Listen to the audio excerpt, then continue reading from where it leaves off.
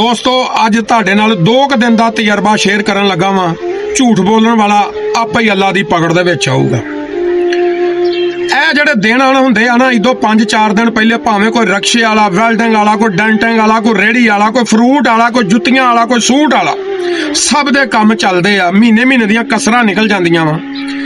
ਅੱਜ ਮੈਂ ਸਵੇਰ ਇੱਕ ਸਵਾਰੀ ਲਾ ਕੇ ਤੇ ਦੂਸਰੀ ਸਵਾਰੀ 12 ਵਜੇ ਚੁੱਕੀ ਤੇ ਮੈਨੂੰ ਜਨਾਬ ਕਾਲ ਆ ਗਈ ਇੱਕ ਕਿ ਜਨਾਬ ਤੁਸੀਂ ਕਿੱਥੇ ਜੋ? ਮੈਂ ਕਿਹਾ ਜੀ ਇੱਥੇ ਹੋ। ਮੇਰਾ ਪਰਦੇਸੀ ਦੋਸਤ ਆ। ਕਹਿੰਦਾ ਜਨਾਬ ਮੈਂ ਸਵੇਰ 5:30 ਵਜੇ ਦਾ ਰਿਕਸ਼ਾ ਕੱਢਿਆ ਵਾ, 12 ਵਜ ਗਿਆ, ਮੈਨੂੰ ਸਵਾਰੀ ਕੋਈ ਨਹੀਂ ਹਾਲੀ ਤੱਕ ਲੱਭੀ। ਇੱਕ ਦੋਸਤ ਮੇਰੇ ਨਾਲ ਖੜਾ ਰਿਹਾ, ਉਹਨੇ ਵੀ 9 ਵਜੇ ਦੀ ਗੱਡੀ ਕੱਢੀ, ਮੈਨੂੰ 12 ਵਜੇ ਸਵਾਰੀ ਲੱਭ ਗਈ, ਉਹਨੂੰ ਉਦੋਂ ਤੱਕ ਨਹੀਂ ਸੀ ਲੱਭੀ। ਮੈਂ ਫਿਰ ਬੱਚੇ ਦੀ ਜੁੱਤੀ ਲੈਣ ਚਲਾ ਗਿਆ।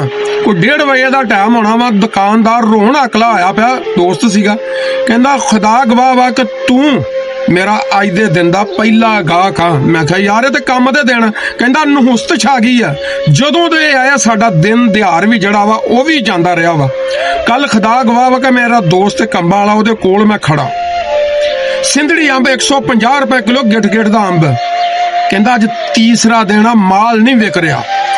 ਖੁਦਾ ਜਾਣਦਾ ਜਿਸ ਬੰਦੇ ਕੋ ਵੀ ਜਾਈਦਾ ਵਾ, ਹਰ ਬੰਦਾ ਰੋ ਰਿਹਾ, ਪਿੱਟ ਰਿਹਾ ਕਿ ਯਾਰ ਬਾਜ਼ਾਰ ਦੇ ਵਿੱਚ ਗਾਹਕ ਹੀ ਹੈ ਨਹੀਂਗਾ।